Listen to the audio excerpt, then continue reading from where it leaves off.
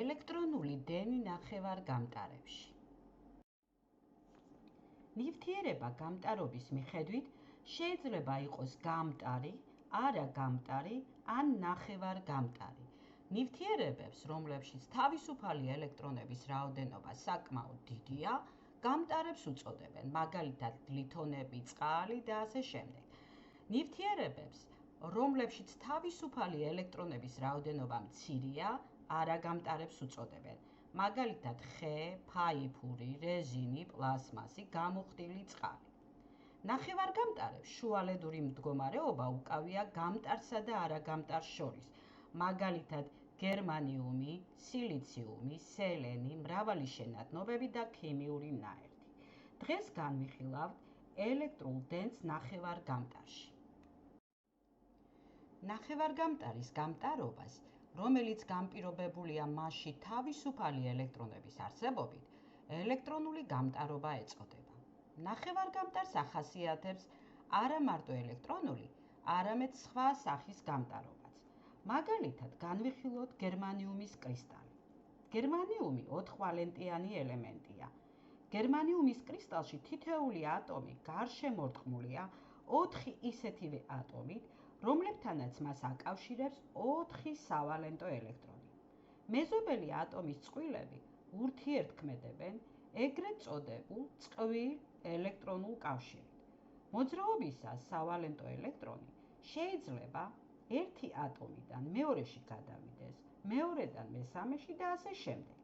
გადაინაცვლოს მთელი კრისტალის გასვლით.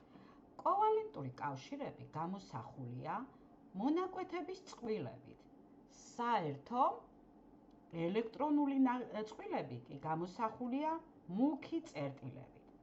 ტემპერატურის მომატებისას სავალენტო ელექტრონის კინეტიკური ენერგია მატულობს და ირღვევა ცალკეული კავშირები.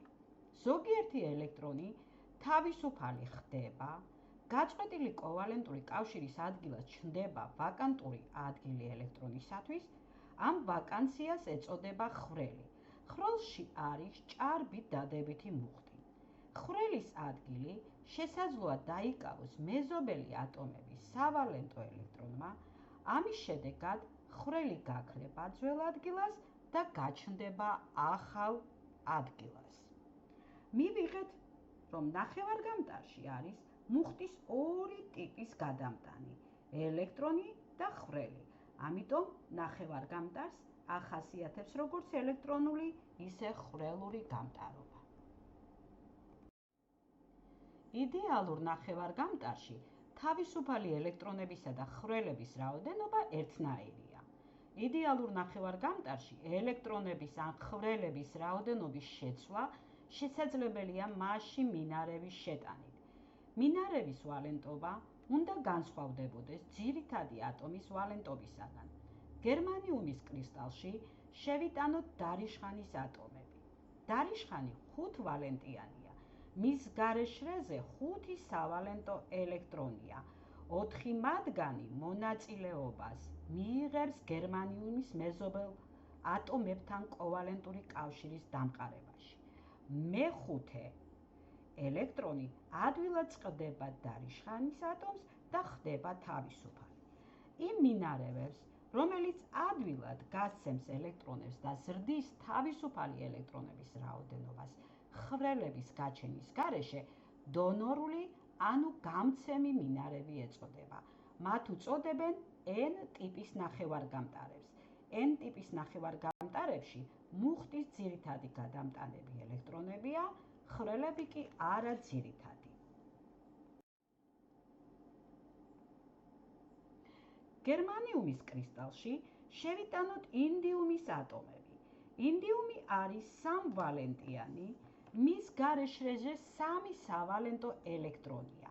ისინი მონაწილეობას მიიღებენ გერმანიუმის 3 მეზობელ ატომთან კოვალენტური კავშირის შექმნაში, მე-4 მეზობელთან კოვალენტური ბმის დასამყარებლად ინდიუმის ატომს არ აქვს ელექტრონი, ამ ადგილას ჩნდება ხვრელი. იმ მინარევს, რომელიც ზრდის ხვრელების რაოდენობას ელექტრონების რაოდენობის უცვლელად, აქცეპტორული ანუ მიმღები მინარევი ეწოდება. ასეთ ნახევარგამტარებს პ-ტიპის ნახევარგამტარი ეწოდება. პ-ტიპის ნახევარგამტარებში მუხტის ძირითადი გადამტანებია ხვრელები. ნახევარგამტარები თანამედროვე ტექნოლოგიების ხერხემალია.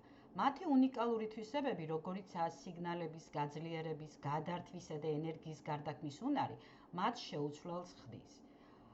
პროცესორები, მეხსიერები, ჩიპები, დიოდები და ტრანზისტორები, ყველა ეს კომპონენტი ნახევარგამტარისაგან მზადდება. სწორედ მათ გამო ხდება შესაძლებელი მოწყობილობების მცირე ზომის და ენერგოეფექტურობის მიღწევა. ტელევიზორები, მაცივრები, კონდენსიონერები, LED განათება, თითქმის ყველა ელექტრონული მოწყობილობა შეიცავს ნახევარგამტარულ კომპონენტებს.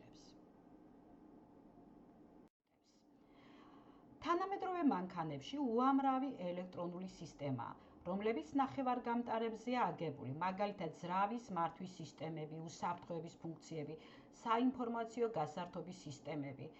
სამედიცინო მოწყობილობებში კი დიაგნოსტიკური აპარატები, ლაზერული ქირურგიის მოწყობილობები და სხვა სამედიცინო ხელსაწყოები ნახევარგამტარებს იყენებენ. მზის პანელები ნახევარგამტარული მასალებისგან შედგება, რომლებიც მზის სინათლეს ელექტროენერგიად გარდაქმნიან.